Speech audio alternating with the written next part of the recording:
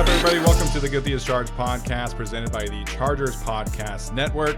We have a special show today. So, as always, my name is Steven and I'm the host, but we got to start with Mr. Daniel Popper from The Athletic, who covers the Chargers. Daniel, thanks for joining us today, man. How are you doing today? Thanks for having me. I'm doing great. There's a different air about the podcast now. I feel like I was there when you guys were getting this thing off the ground, and I just want to say congratulations to you guys for everything that you've accomplished. I know you got both you guys and everyone involved with the podcast. You guys work really hard, and I'm grateful that I've been able to be a little piece of it as you guys have worked your way up. But I just wanted to say off the top, congratulations to everyone involved with the podcast. Thank you, man. Sincerely, that's very appreciated. You know, we've kind of covered the Chargers around the same time frame. You obviously coming over from Jacksonville, and so you were one of our first guests on the show, and we appreciate your time always. And today, making time for us after the Chargers charity golf tournament. So you were over there covering that, and we're got my Nike polo on here. Did you hit or did you just cover? No, I rode around on a golf cart and watched all of the players swinging their clubs. Nice. Well, I didn't have to swing a club a single time and avoided any embarrassment involved with that. So that's good. That's the best way to play golf sometimes. Yeah, exactly. Just take yourself just out watching, of it and watch. Not playing and only observing. That's the best way to play golf. Yeah, I agree 100%. Fun stuff, man. Fun stuff. Tyler's here as well as always. Tyler, what's up, man? How you doing today?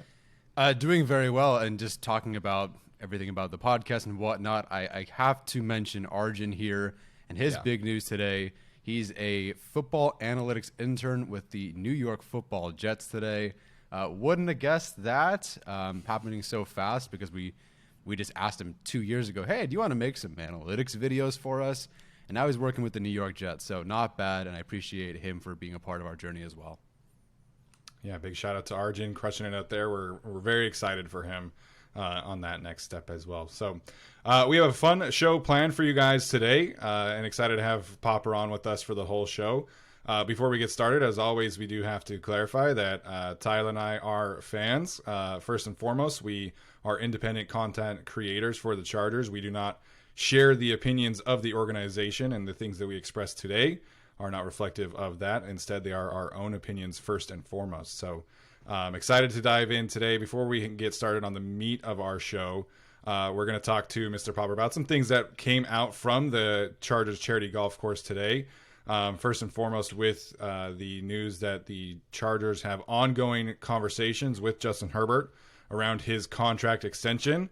Of course, that's nothing necessarily super up to date, but I understand why those questions have to be continued to be asking. So I just wanted to talk about it because we have Popper here, who's done a great job covering that potential number and what it's going to look like. So we've obviously seen some extensions from other quarterbacks since your last article about Justin Herbert's contract extension, most notably, obviously, Jalen Hurts from this same quarterback class. So, Daniel, where are you at in terms of potential time frame here, and in terms of has the number maybe changed for you at all over the last couple of months since we've had those other contracts come out? Yeah, I wrote a little bit about the Herbert contract situation after the Hurts contract came out. I think I increased my average per year by maybe $2 to $3 million. I mean, it's going to be in that $51 million in average annual value. That's basically where the market's at right now. I think the bigger discussion is how much, fully guaranteed money at signing there will be. That's different than total guarantees. Those are two separate things. Fully guaranteed signing means that's the money that he is going to get regardless of what happens. And so, it's going to be in that 51-ish range. I think I had it at $135 million fully guaranteed at signing. I didn't sort of stuck with that after the Hurts contract. So it's going to be, I think what I ended up is with 6 years, $305 million, $135 million fully guaranteed, somewhere in that ballpark. I don't know. I mean, listen, they're negotiating the contract. These are very, very difficult contracts to negotiate because it's a lot of money and a lot of different factors at play. Obviously, when you're also considering that, how you structure the contract goes a long way toward how you can spend and allocate your resources elsewhere on the roster. In Patrick Mahomes' case, he has a roster bonus every year that can get converted into signing bonus, which gives the Chiefs flexibility year over year. So, is that a factor in it? So it's very complex, but he's going to get paid, And so like the contracts are ongoing. That's where it stands, and we'll see what happens. But like, I don't think there's a whole lot of variability in terms of what's going to happen here. Like the conclusion is set. Like the Chargers are going to pay Justin Herbert. He is going to be the quarterback of this team for a long, long, long, long time. In the Chargers' case, preferably for his entire career. And it's just a matter of ironing out that contract. The talks are going to be ongoing, you know, for until it gets signed. Like they've opened up contract negotiations and they're working toward that. So nothing really new there. The big for me, like the bigger Justin news was like that he's going to be participating in team drills this week. Like that to me is like much more important than the contract situation, because the contract's going to get done. Like, and I am still of the opinion that like it will get done this offseason. Like I would be really surprised if he played this year and without a new deal done.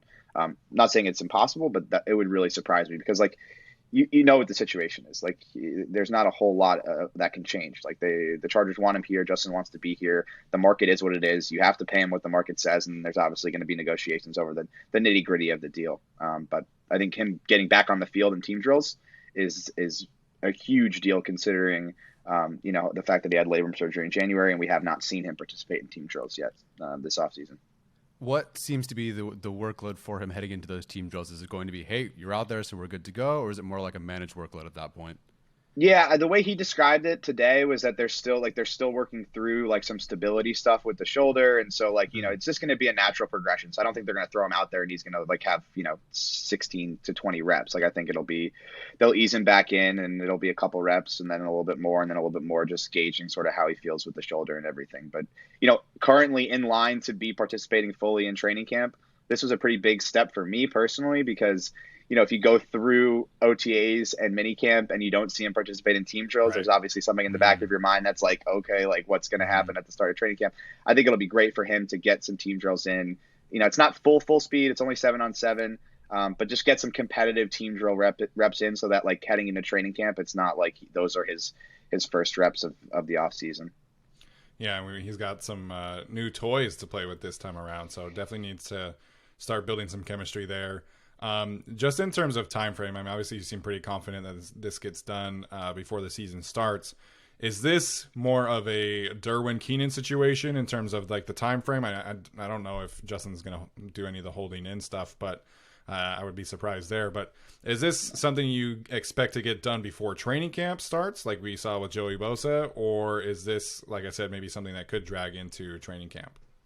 I mean, there's always the potential that it goes into training camp. Like I don't think it's going to be a situation where Justin, holds in. Like he's obviously under contract for this season. He's due to make $30 million next year on the 5th-year option. Like, there's not a ton of incentive for him to hold in. I think it's going to be similar to, and this is just me speculating, but I think it'll be similar to the Joey Bosa situation, where it goes right up until the start of camp. And then I think Justin's the type of person that would say, like, let's either get this done now or let's wait. Like that's how I think he's going to operate.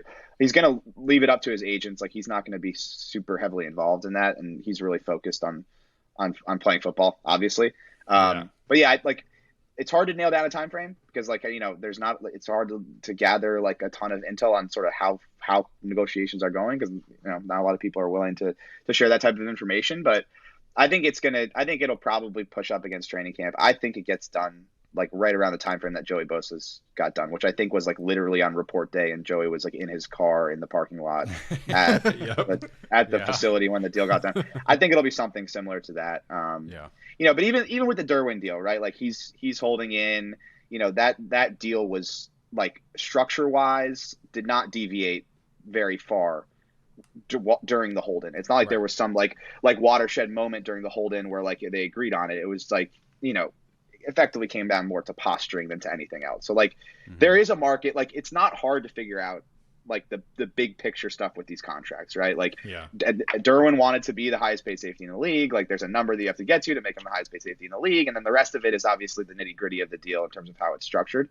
And so like what Justin's going to make as the next quarterback up, right? Like you can figure that out. You can see the Hurts contract. You can go a little bit above the Hurts contract.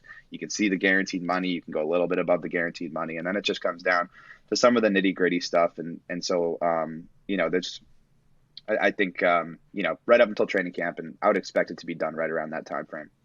Yeah. But we'll see. Next question I wanted to talk about before we get into the larger part of our show. Lots of Quentin Johnston hype for coming out of OTAs. More so than I think than usual when it comes to a first round pick. Obviously the last few first round picks have been offensive linemen and a quarterback who wasn't really getting a ton of reps because it was COVID. So this is kind of new for us, with the first round pick getting this kind of hype coming out of OTAs. Derwin James today kind of added to that. What do you make of the Quentin Johnston hype right now? I think June 5th? I think it's a little bit of what you're saying. So 2019 was my first year covering the team. That was Jerry Tillery, first round pick. You're not going to be able to assess a defensive lineman in OTAs because they're not. There's no contact, there's no pads, any of that stuff. 2020 was the COVID year, no OTAs, and then you had back-to-back offensive linemen taken the last 2 years, and Rashawn Slater and Zion Johnson. So I think part of it is that there's a first round pick on the field who's actually doing things that you can assess and analyze. But he ran a route against Asante Samuel Jr., which anyone who reads me should be aware of, because I did sort of a little detailed breakdown of that play. I think the one thing about Quentin Johnston is that everyone's aware of his physical tools, what he can do with the ball in his hands after the catch, but he just needs some more refinement as a player, particularly as a route runner. And hands catching, all that stuff. There's just had some drops, last year for TCU, all that kind of stuff. But the way he ran that route, which is a route that he's going to be running a lot this year, right? Slants, get him the ball in the middle of the field on the move, crossers, that type of thing. He really was able to set up Asante Samuel Jr. with a step to the outside, cut inside, and really completely fooled him. And it was an outstanding route, outstanding play, and that's jumped out to me. So I think he might be further ahead, as a route runner than I certainly expected based on what I had seen from him at TCU. Obviously, some of the scouting reports that have come out, from the people that do obviously those deep dives, like our Dane Brugler at The Athletic, And so that play to me really jumped out, just because of how he really set Asante Samuel Jr., a guy who's played a lot of football in his career, up at the line of scrimmage, and the quick movements and that type of thing. Watching him, you start to wonder, okay, is he already starting to feel the effects of being around Keenan Allen every day and spending time with Mike Williams, but particularly Keenan, a guy who really believes in paying it forward, really being there for the young guys. He talked about it last week at OTAs. You wonder if he's starting to implement some of that stuff in there. Josh Palmer, another really good route runner, right?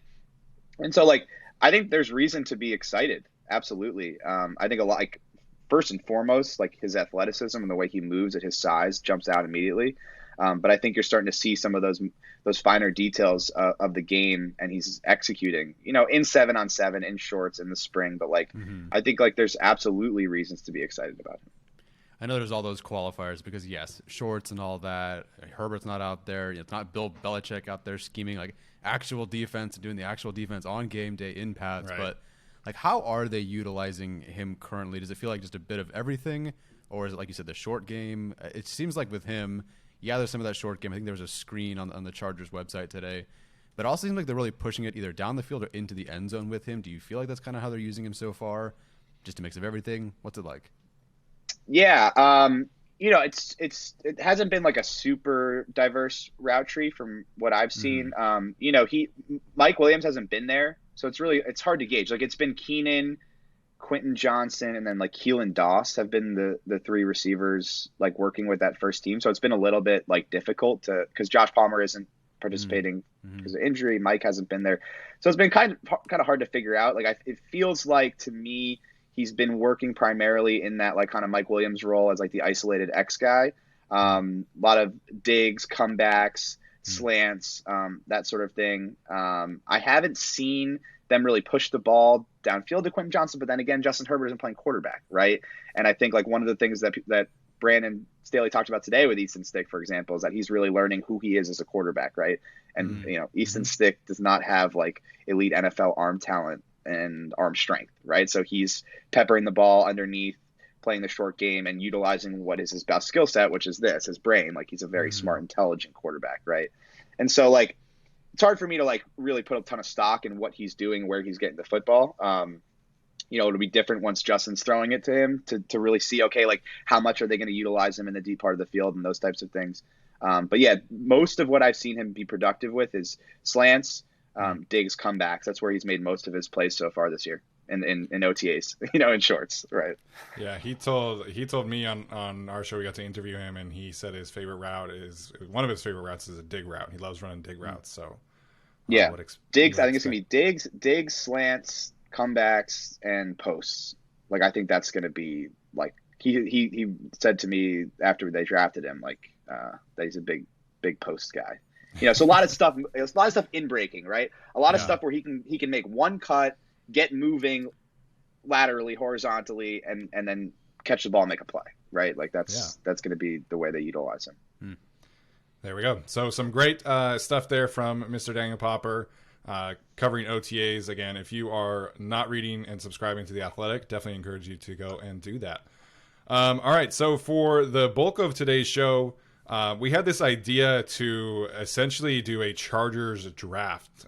Basically, how we are looking at this is the three of us are quote-unquote owners of an expansion team, and we only are taking players from the Chargers to start out our draft. So each of us are going to get 10 players here to select from the Chargers roster, and that obviously means you have to take into consideration these players' ages, their contract situations, all of the above. Each of us theoretically have to take a quarterback in this instance as well. So whoever gets first pick, I think we know where they're going. So I did a randomizer just barely here. And Tyler, I think, gets the first pick. Tyler's going to get the opportunity to take Justin Herbert. Daniel Popper is second, and then I will go last here. And then we're going to snake it. So I will go third and fourth, and we'll just go back and forth like that. All right, guys, let's get started here. Yeah, no big surprises on my end. I know our opinions don't always reflect those of the Chargers, but I'd say this pick would reflect the opinion of the Chargers, and that's what I'm taking. I'm taking Justin Herbert first here. I'll respect everybody else on the roster. But yeah, I'll take that Justin Herbert guy. He seems to be okay. Yeah, pretty decent. And I will pay him. He will not hold out in my situation either. So, love it. I will take. My turn? I'm going? Yes, go ahead. All right. I will take Rashawn Slater. Mm-hmm. He's pretty good too. Yeah. I mean, all-pro left tackle on a rookie deal. Sounds good to me. Yeah, and fully healthy as well. I've been doing a deep dive on some of Rashawn's recent film, and yeah, that guy's pretty freaking good, man. Pretty good. He was playing well before he got hurt last year. Well, it was only 2 games, but still. Yeah. That week 2 Chiefs game, man, that was one of the most dominant offensive line performances I've seen of a Chargers player. It was crazy. Okay, so top 2 players off the board. Definitely would have had that same kind of thing here. Number 3, though, I'm going to go with Derwin James. I know he's not necessarily a premium position player, but I think just, talent-wise, you want to make sure you get a premier talent from the Chargers, and I'll make it work. I'll play him at the edge, and we'll see what happens there.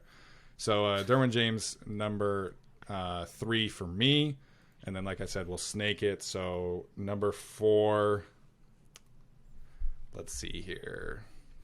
Number 4, I'm going to take Corey Linsley. That's on brand. Wow. Okay. So I think that Corey still has 2-3 years left of elite center play, and I value the center position so much. Theoretically, I'm going to have a younger quarterback in this regard. I don't get Justin Herbert, so I want to make sure he has the pieces around him, and I do think Corey is that good of a player. Steven, just flipping the bird to the old positional value conversation here. I know, I'm taking a safety and a center. Let's go. Yeah. You work are you the Lions expansion team? Is that what you're doing? Yeah, Dan Campbell over here. All right, I will take Joey Bosa. He's still on the board at 5. Yeah, give me that edge rusher and left tackle. Yeah, the 2 most premium positions behind quarterback. Mm-hmm. What do you make of Joey coming back off of the injury last year? I know obviously a lot of Chargers fans are kind of salty about the way that his performance ended with the Jaguars game. So what do you expect of Joey this year? Yeah, I mean, it's going to come down to if he can stay healthy. But if he's healthy, he's a top 10 all around edge rusher in the league, like consistently, I think this is just based off what he said, and Joey's always very honest. And he said that like he was dealing with significant issues in his groin area, abdomen, however you want to describe it, right? Like all those abductor muscles. And, he'd been dealing with chronic pain, like severe, significant chronic pain that affected how he performed on the field, but also how he could work out in the off season, everything, getting out of bed, walking around, all that kind of stuff, was painful. And he said that after the surgery was done and, a lot of that pain was gone. And so like, in theory, if he's being honest about all of that, like in theory, like he should be a really fresh version of himself. And that's like very exciting because he's an outstanding player. Like losing him last year was huge because I think the whole vision behind the defense was, they're going to have to double either Joey or Khalil. And that was going to open things up for the guy on the other side. And we never got to see that. Like we just never got to see that, And so I think they have a deeper group and I would expect big things from him just based on, what he said in terms of how the groin surgery sort of affected his long-term prognosis health-wise. There we go. So for our audio audience, we have Justin Herbert, Rashawn Slater, Derwin James, Corey Linsley, and Joey Bosa off the board. Tyler, again, gets to snake it here, so you get back-to-back picks here, Tyler. Where are you going with your second pick? Yeah, going defense here would be probably the smart thing to do, but I think it's infinitely more hilarious to leave you guys rudderless. So I'm going to go Keenan Allen and Mike Williams right here. And we're going to throw it.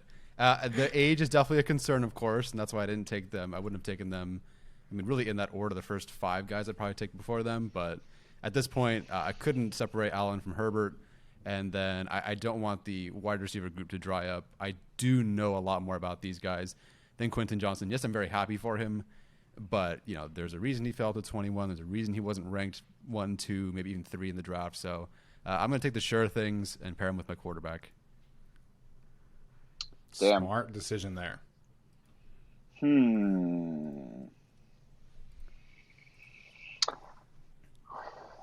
You taking 2 edges here, Daniel? I might. That's what I'm thinking. Yeah. That's what I'm thinking. I don't know. This is because I was going to go receiver there. So now I'm thinking about it. Corner is interesting.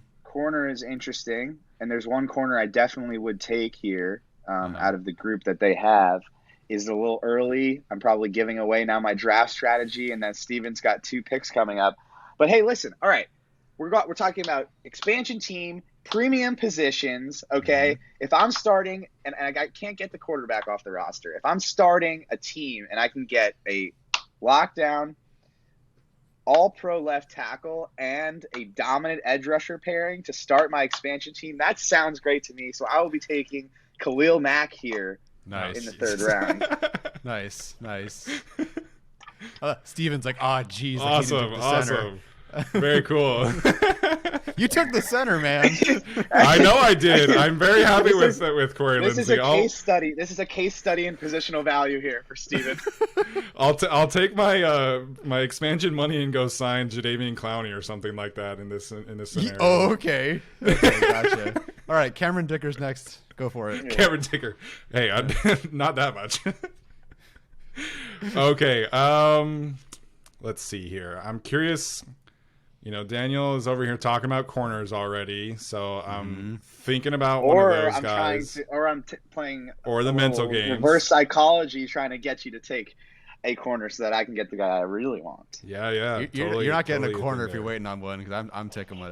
Well, I have 2 picks here, so that's what I'm. You have 2 picks about, and then I'm coming before, and then I pick before Tyler again. Okay,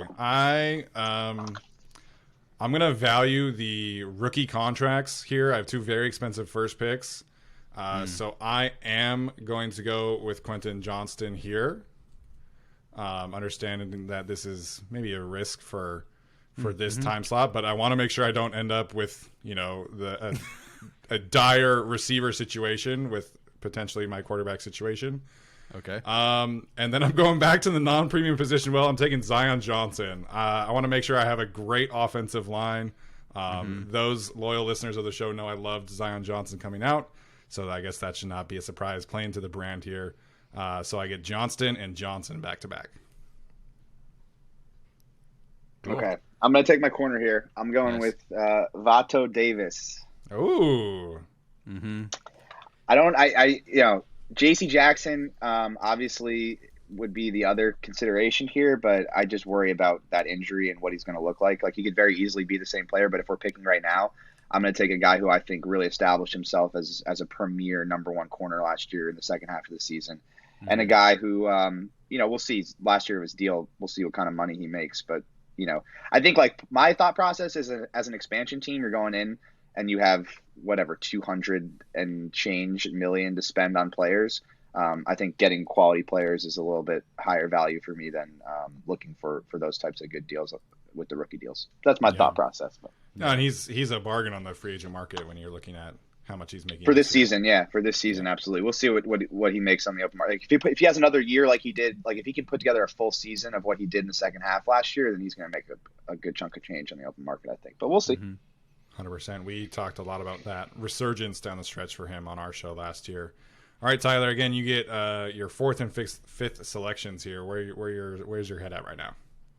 Yeah, I'll try to keep it reasonable with the contract. So I'll go Asante Samuel Jr. over J.C. Jackson because of the contract. And then I will go Trey Pipkins at right tackle.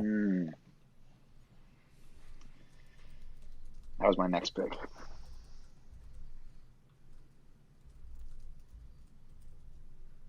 I got to expand the sheet a little bit. All right, Mr. Good. Trey Pipkins coming off the board. So would good job, never Tyler. have guessed that a year ago. I'll tell you that right now. No, definitely would never have guessed that. All right, Popper, where you headed here? I don't know yet. This is probably where it gets a little dicey for sure. Okay. I'm taking Austin Ekeler in the 5th round. And here's my thought process. 38 touchdowns in the last 2 seasons. That's a lot. That's the whole thought. Oh, that's great. The whole thought process. No, I mean, that's a lot. I guess so. Obviously need offensive weapons and playmakers. I personally think, obviously, what happened this offseason happened, right? Austin wanted more money. Chargers said, feel free to go find it if you can find it. He went on the open market, couldn't find it. Still a really productive player who brings a lot to the table, and in my opinion, has at least 2 really good seasons left before we start to see that drop off. Now, I could be wrong, but you're talking about a guy that can affect the game in a number of different ways. And I think, considering I have 0 pass catchers on my roster right now, I think he bring and no one to throw him the ball. I think I needed to go for effectively the best offensive weapon left, and that was Austin. So there you go. Yeah. Nice. No, that makes sense. You're just going to recreate the 2022 Chargers offense and throw him 110 targets again. Yeah.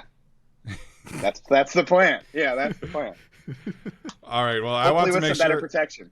Yes, hopefully. I want to make sure I don't get left in the cold with the cornerback market, so I'm going to take a bet on J.C. Jackson's recovery and hope we can get him back to that premium corner performance that we saw before his injury with the Patriots. And then next pick here, I want to go back to the offensive line. So Tyler took all the receivers. I'm taking all the offensive linemen, and I'm going to go with Jamari Sawyer. And he might just play offensive tackle for me in this situation. I'm not sure. Absolutely. Yeah. He's absolutely a starting right tackle on an expansion team. No doubt. Yeah, maybe even he might even play left tackle for your team, Steven. Yeah, maybe. Well, I guess we'll see if I can go steal somebody else on the free agent market. You keep talking free agents like that's a thing we can actually do. Like, yeah, sure. I know. I'm just like, just playing with a bit. Yeah.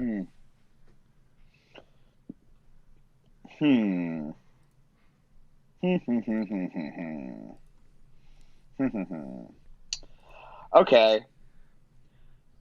I will go.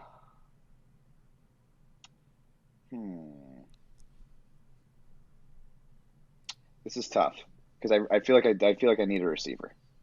I feel like I need a receiver. All right, yeah, okay. I will go. I'll go Josh Palmer. All right. There was no shot I was taking one, by the way. Yeah, I just Steven could come back. Yeah, I guess I could have gotten him around later. You never know, though. I mean, you from the get-go, you were just trying to create chaos. So It would have been funny. Yeah. Because you could have very easily this pick been like, well, I'm just trying to make Popper's life extremely difficult. So I'm taking Josh It's the Waller. mind games, man. It's the mind games. Yeah. So listen, I'm focused on myself. I'm not focused on anybody else. I'm looking for the best player available, and that's why I took Josh Waller. Sounds good. Great draft talk right there for sure. Yeah. Old lingo. All right, Tyler, back-to-back picks again. Ooh, okay. Cheaper contract. I'll make you type it. Tuli Tuipulotu. I do need an edge player here, and I'm worried about them running out, so I'll make sure I get him. And to solidify my pass rush, I will add Morgan Fox. Nice. Relatively inexpensive for him, and then Tuli on the rookie deal. Actually, well, technically not on any deal, but Yeah, right. again, in my franchise, this will be taken care of tomorrow. But Yeah, you know, there you go. All right. So Thule and Morgan Fox coming off the board here. Popper is back on the board in the 7th round for his selection. I'm going to invest in the trenches here and go with Sebastian Joseph Day. nice. Just a really, really solid player. Excellent run defender. I think what he brings in terms of leadership in the locker room, on the field, his passion, his effort, his pedigree, all of those things would be like a tremendous addition to. I know this is very serious, but like it would be a tremendous addition to like an expansion team. He's the type of guy that you want as a captain, a leader of a team. So Sebastian Joseph there. There we go. So defensive line talent drying up pretty quick here. The interior D-line run happening in the 7th round. Yeah. Which injured player do you want, Steven? Yeah, that's the thing here is we think Austin Johnson is going to be recovering just fine, but, we don't know there. Scott Matlock, I think, is an interesting rookie, but I think I'm probably avoiding interior defensive line at this point. I don't have any defensive linemen right now, so I guess I could take. Well, you have 3/5 of an offensive line. Yeah. You might as well just collect all the stones, Steven. Collect all of them. Clearly an offensive line guy, if that has not been made any more clear today. So next one here, I'm going to go back to skill player, and I'm going to take Gerald Everett. Not necessarily an elite tight end, but I think he does some really good things. And I think he's a tight end that you can definitely start in this league, as we've seen over the last couple seasons with the Chargers and the Seahawks, where he's kind of like that 8 to 12 range at tight end. I just want to make sure I have a reliable body over there. Nice. And then next pick here. This is where I was hoping Thule would drop. That didn't happen. So thanks, Tyler. You're welcome. Okay. I'm gonna take a guy that I like, who is probably not necessarily looked at as like a starter.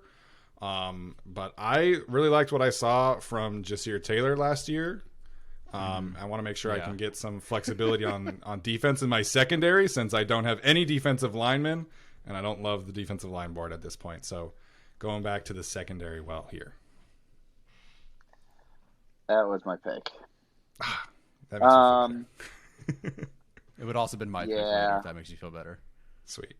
There you go. What am I going to do here?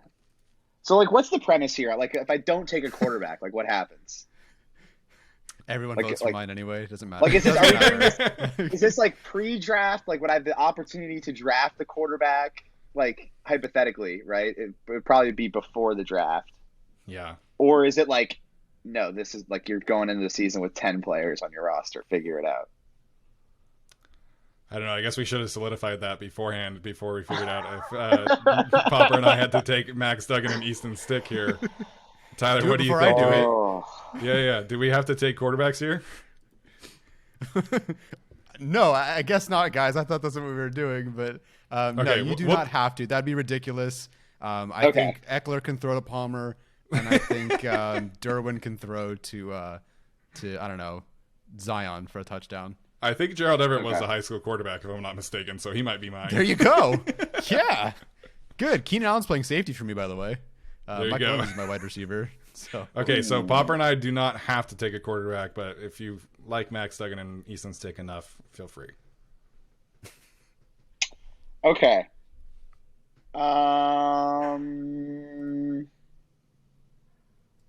This is interesting. We've gotten to an interesting point in this exercise. Huh. Now, okay, I'll go through who I'm thinking as I sort of think this out live. Okay. Don't have a safety yet, Mm-hmm. right? So could take Low Gilman. Mm-hmm. Think he's a really solid player. Still on a rookie deal at this point. Don't have a tight end. Could go tight end. I think Parham would be my pick there. Now that I say that out loud, that is actually a decent pick. Alternatively, what else? I could go Deion Henley, but I'd also I'm a little bit worried about taking guys that I haven't seen play yet at this level. Yeah. But feel like I've got some pieces here. I've got interior defensive line, wide receiver, running back, corner, edge, offensive line. I'm probably not going to take a backup offensive lineman, but could go with Will Clapp. Probably better to go in that direction than try and find one on the open market. Or, and this is the last one, is going wide receiver, getting some speed on my roster, and going with either Jalen Guyton or Darius Davis. I guess that obviously depends how you feel Guyton would recover from his injury. Correct. Or, take a shot with Kenneth Murray. I feel like my defensive coaches might be able to get the most out of the athleticism there.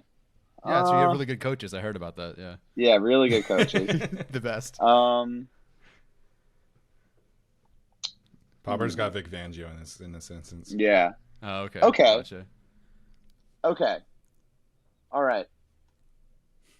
Okay. I'm taking Donald Parham. All right. Awesome. At this point in this scenario, you might as well take a shot there. Yeah, I've spent enough time taking 4 straight players who are relatively inexpensive, at least under $10 million. Do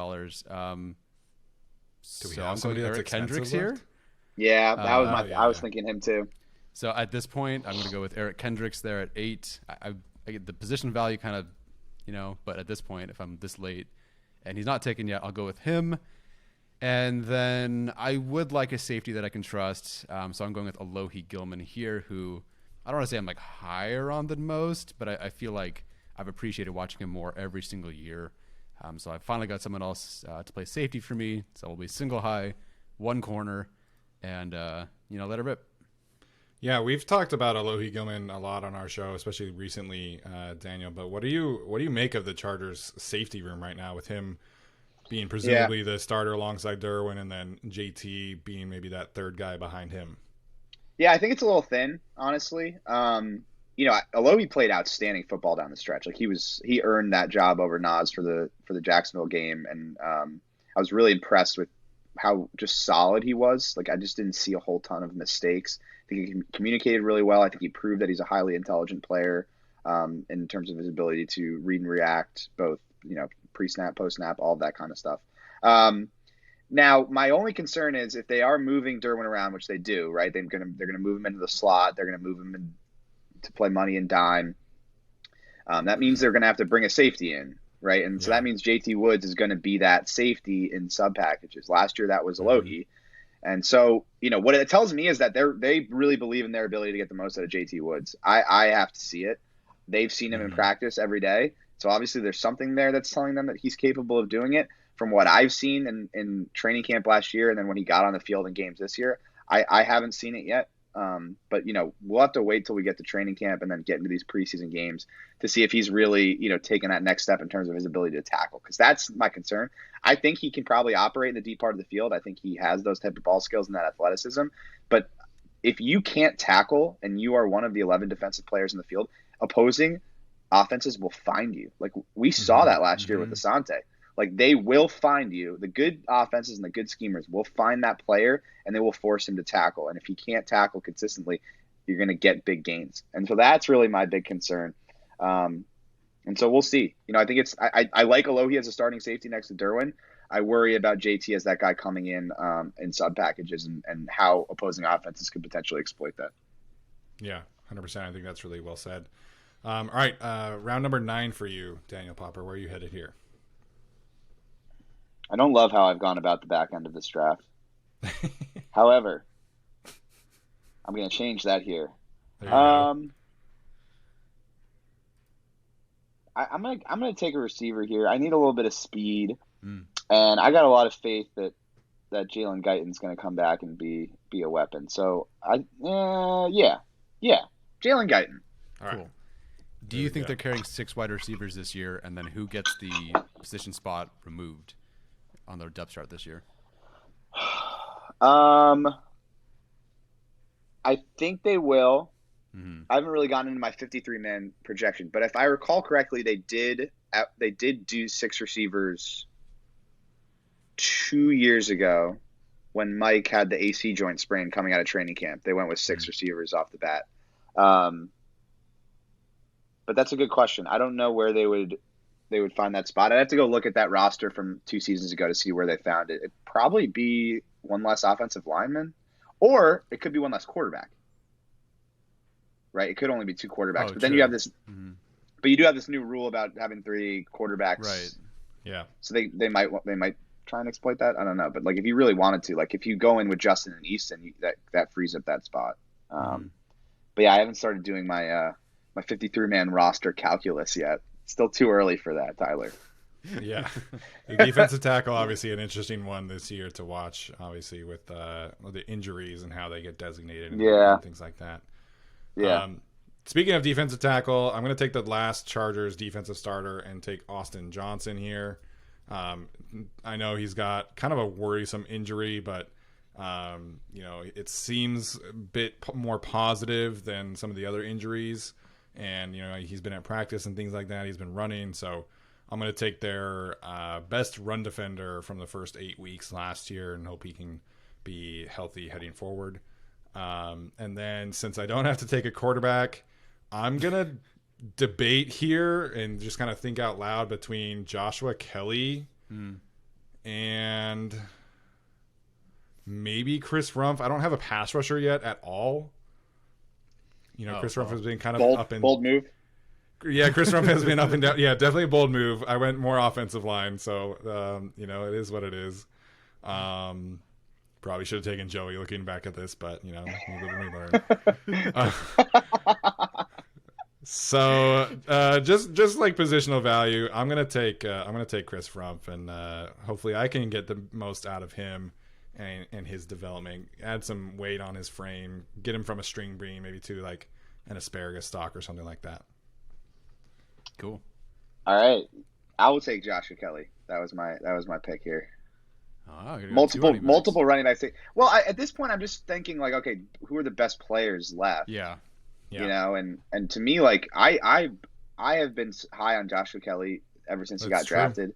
Mm-hmm. I have been the guy, right? Because I just see it, and I think we would have seen him have like a big year last year if he didn't get hurt in that Broncos game. He was blocking on a kickoff return and got rolled up on and sprained his MCL, but the week before that was Cleveland, and he had that touchdown in the red zone. Like he was running hard. Like I really feel like he was poised to have a huge year, and I just think he's very talented. I think that he's improved significantly as a pass protector, just looking for the best talent I can get at this stage, and I think he fits that. Yeah, no, I get that. Also I don't love looking at the second half and seeing the usage rate either. So, if Joshua Kelly can get some more touches, I think he can be more valuable than he showed last year. Mm-hmm. Agreed. All right, Tyler, you got the last pick here. Round us out. Yeah, well, if you don't need a quarterback, I don't really need to finish up my offensive line. So I'm going with Isaiah Spiller here. Cheap, inexpensive player. Needed a running back. He's the other guy left, so I'm going with Isaiah Spiller. ISAIAH. There you go. There we go. All right. Tyler is a big believer in Isaiah Spiller this year. Mr. Daniel Popper declared him RB2 on this feed a couple weeks ago. Eventually. Well, that honestly, I was always confused by the whole I mean, obviously Austin coming back changes things, but there was kind of this narrative developing online, at least, that like if Austin doesn't come back, like they're screwed at running back, or like even if Austin comes back, that they have to take a running back like in the draft. I mean, Isaiah Spiller's like he was 20 years old when he got drafted. Like they literally said as soon as they drafted him, they were like, yeah, this is gonna take a little bit. Like he's very young, he's got to fill out his frame, he's got a lot to learn. And then he sprained his ankle in the preseason. Like right when he was starting to like play, he hurt his ankle, and you know that really derailed the first half of his regular season. And so, almost like a redshirt year for him. But super talented, young, a lot of upside. And then you know, obviously everyone knows how I feel about Joshua Kelly at this point. So like I felt like they had pieces there, and you know, guys that really could take the next step this season, as long as they stay healthy. And I think Isaiah Spiller fits that mold. Yeah, some very valuable reps for him this spring without Austin Ekeler at OTAs is normal for him. All right, so just recapping things here, especially for our audio audience. This is our top 10 expansion draft featuring Daniel Popper with Chargers players only. So first and foremost, Tyler had the first pick, got to take Justin Herbert. In the second round, he took Keenan Allen, Mike Williams after that, Asante Samuel Jr., Trey Pipkins, Tuli Tuipulotu, Morgan Fox, Eric Kendricks, Alohi Gilman, and Isaiah Spiller to round out his roster. Daniel Popper joins us today, and with his first pick, he took Rashawn Slater, no-brainer there. Joey Bosa was next, and then Khalil Mack, Michael Davis, Austin Ekeler, Josh Palmer, Sebastian Joseph Day, Donald Parham, Jalen Guyton, and Joshua Kelly. And then I was third. Yeah, it is a pretty good draft. Pretty good draft. I'm satisfied. Yeah, you're getting second in the poll, but you know. Yeah, for sure. Oh, is there a poll out there? No, but we'll tweet one out. Okay. You know, once this episode airs. No, I'm gonna lose because everyone's gonna be like, "Oh, that guy chose it. He doesn't know anything," and they're gonna vote against me. It's gonna happen. Yeah, we'll see how it goes. I mean, you don't have Justin Herbert, man, but you got probably the great 3 rounds after that. So I was last in this, and again, we snake drafted, so I had 3rd and 4th picks overall. I took Derwin James, Corey Linsley, Quentin Johnston, Zion Johnson, J.C. Jackson, Jamari Sawyer, Gerald Everett, Jasir Taylor, Austin Johnson, and Chris Rumpf. Tyler, what are your thoughts here, man, as we finish up this episode with Daniel Popper here? It's an interesting influx of young talent for the Chargers, and they have to hit this year. Some guys that we took like rounds 6 through 10, you know, that we didn't really have as high as some of the the veteran guys, but those guys got to play, and they got to play well. So like Jaw Taylor, a loss needed out of him this year. Jamari Sawyer, switching sides, was really solid last year, but needs to be great now at guard. You know, Isaiah Spiller, Joshua Kelly, Chris Rumpf, like all these guys have to step up, because if this team wants to take the next step forward, that young influx of talent has to take that next step too. Yeah, 100%. Absolutely. Well said there. All right, Daniel Popper, thanks so much for joining us tonight, man. What's coming down the pipeline? What can we look forward to over on The Athletic? So yeah, we'll have takeaways off OTAs, and then obviously a bunch of stuff coming out of minicamp June 13th and 14th. Working on a couple bigger feature things that should be coming out closer to training camp. But yeah, I'll have everyone fully covered from the final 2 OTAs open to the media, and then obviously 2-day minicamp mandatory. All the veterans should be there. We'll get a chance to talk to Austin Ekeler for the first time. So all my takes and takeaways and all that good stuff coming from OTAs and minicamp, and then get some time away, take a little vacation, get home to see the family, and then we'll be ready to roll. July 26th, around then, be back, and then we'll have daily training camp notebooks coming for you, which I certainly love doing. I know everyone loves reading, so we love them. Looking forward to that. Yeah, looking forward to that. So lots of good stuff to come.